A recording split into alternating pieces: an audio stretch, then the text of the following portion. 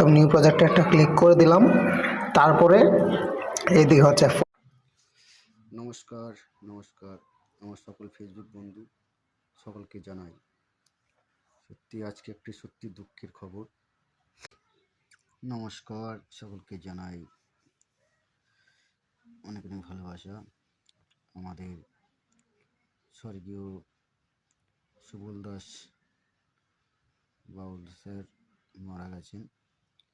তার আত্মার কামনার জন্য আমরা সকলেই প্রার্থনা করব উনি যেন পরে গিয়ে ভালো থাকুক, সুস্থ থাকুক। উনির গান তো হয়তো সকলেই শুনেছেন, উনি সকলের মনে জায়গা নিয়েছিলেন। আমরা চাইব উনির আত্মা যাতে শান্তিতে থাকুক, ভালো থাকুক, এই প্রার্থনা করি। বন্ধুরা সকলে ভালো থাকবে, একটু কমেন্টে জানাবে।